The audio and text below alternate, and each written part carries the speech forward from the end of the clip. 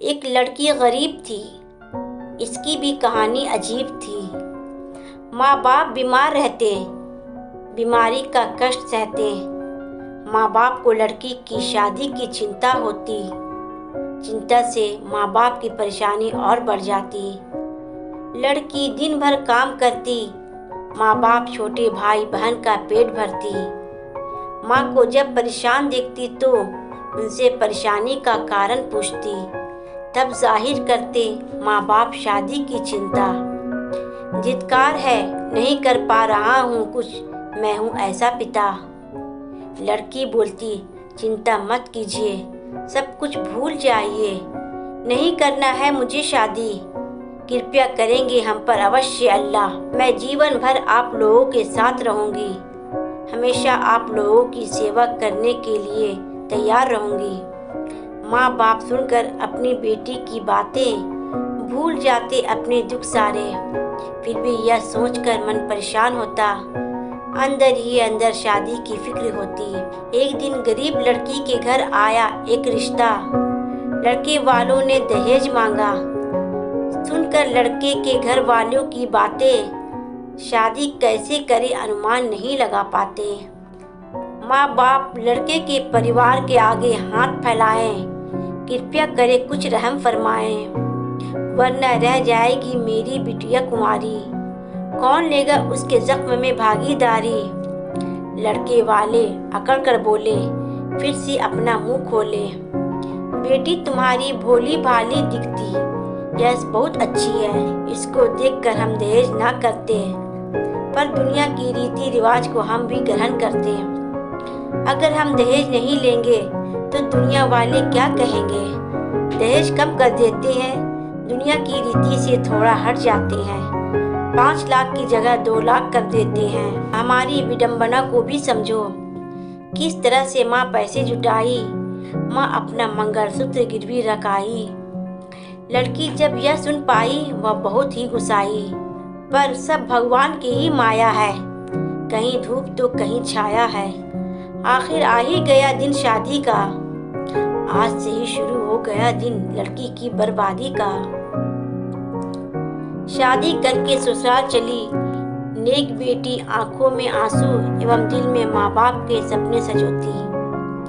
बेटी के जाने के बाद सोचो उस परिवार पर क्या बीता होगा, जिस घर में साक्षात लक्ष्मी ने अवतार लिया होगा।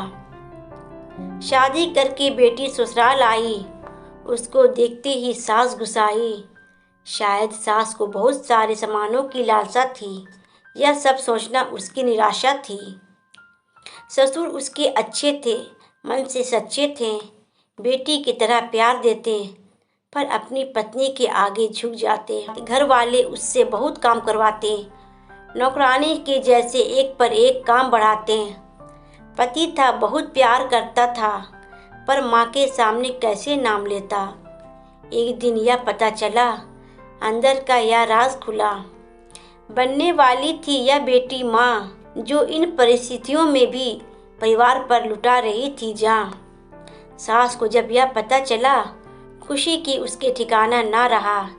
करने लगी बहू पर रहम, कर दी उसने नफरत थोड़ी कम। जब मेरी बहू को लड़का होगा, वह मेरा प्यारा पोता होगा। पूरे परिवार को बच्चे की लालसा थी, लड़का होगा यह सबको आशा थी। माँ बन गई वह लड़की बेचारी, किस्मत ने सबके अरमानों पर फेरी पानी। माँ ने एक सुंदर सी बेटी को जन्म दिया, बच्ची का दुनिया में आगमन हुआ। घृणा करने लगे सब उससे, नफरत करने लगे। देखते ही देखते बदल गया पति ससुर का व्यवहार, यह भी करने लगे माँ के साथ दुर्व्यवहार।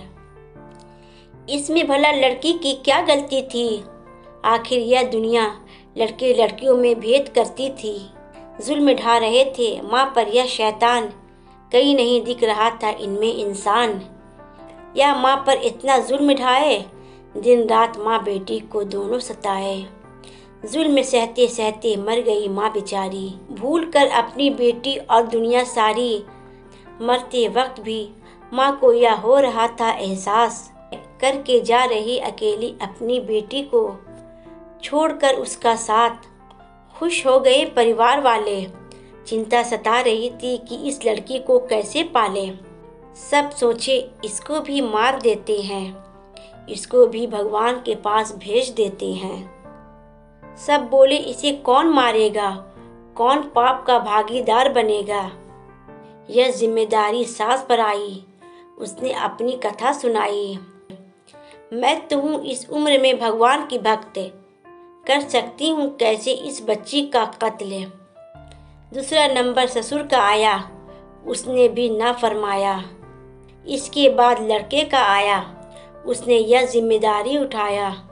वह सोचा माँ और बेटी की लाश साथ ठिकाने लगाऊंगा, इन दोनों को एक साथ मुक्ति दिलाऊंगा।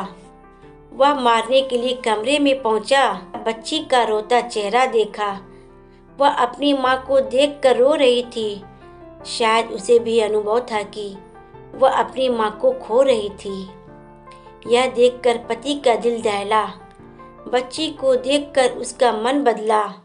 वह बच्ची का चेहरा देखा, कहा दे रहा हूँ मैं खुद को धोखा। इस बच्ची का क्या कसूर है, आखिर यह भी किस्मत के आगे मजबूर है। बेटी को गोद में उठाया, माँ की लाश को दफनाया। घर आकर वह भड़का, बिजली की तरह माँ बाप पर कड़का। बोला मैं हूँ बदनसीब अपनी पत्नी का हत्यारा, आप लोगों के चलते मैंने ही उसको मारा। माँ अब आप ही बताइए, खुद भी समझ जाइए, यदि मैं लड़की होता तो आपके साथ भी ऐसा होता। क्या कोई माँ अपने बच्चे को छोड़कर रह पाएगी?